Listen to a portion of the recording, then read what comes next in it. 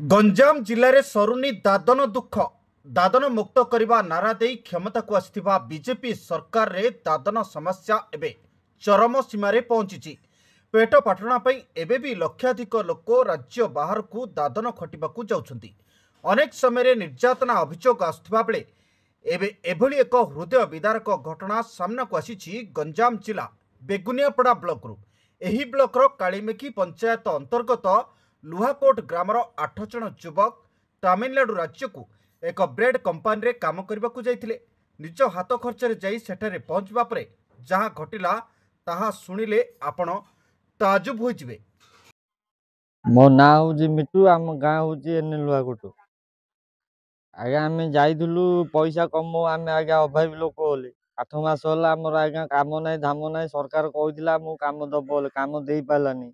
अभावी जोगुरु बाकी बगर करी आज्ञा आम पैसा पतर धरी जाइलु किसी पैसा इनकम करू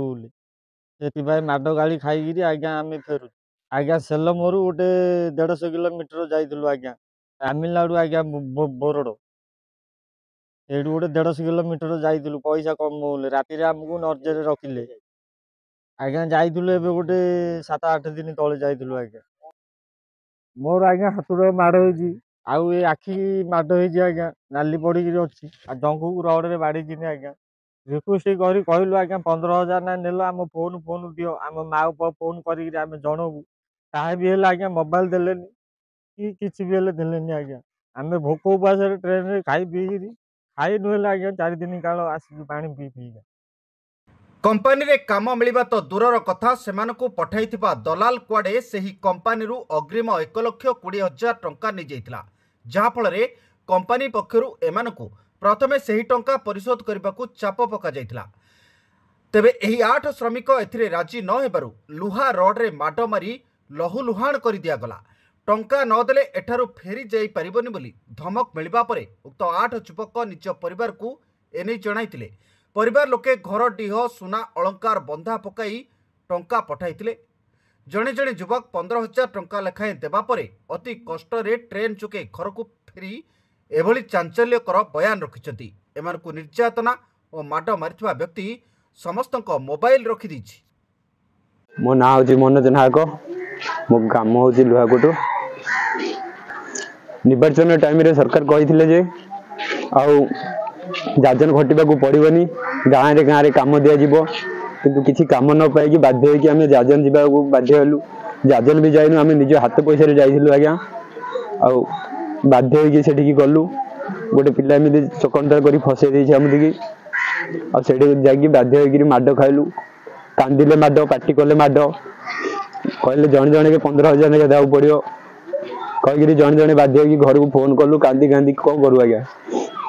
कांदी कांदी फोन करी घर बापा माँ बाकी बकर कर बिकिले फिल बंधा पकई सांगे सांगे 15,000 टका छाड़िया जो आम जीवन पाई से जगार आसीचु। बर्तमान सी कैश मागिला 1,20,000 आज्ञा आम जाइलु 8 लोक कहला जड़े जड़े के 15,000 ना खाई आ मोबाइल मोबाइल आम जानू से सब किसी आज्ञा किंतु पाटी कले माड कथा कहले भी माड आम मैत्री नाहक ग्राम नुहाकोट स्वामी जाइथिले तांके जाइथिले तमिलनाडु जाइथिले तांको बाटरू आगा माने मिछ सत कथा कहिकिना तांको धरिकिरी पळैले जाइना बाडामरा कले तांको हाथ गोटे भांगी देइचंदी आ गोटे हाथ भी बहुत माने माड देइचंदी तांके खटिया को जाइथिले एमिदी हेल तांके जान नथिले सिने काम नथियारु तांके गले गाँ जदि काम देइथाने सरकार इन तांके जाइथाने जाजन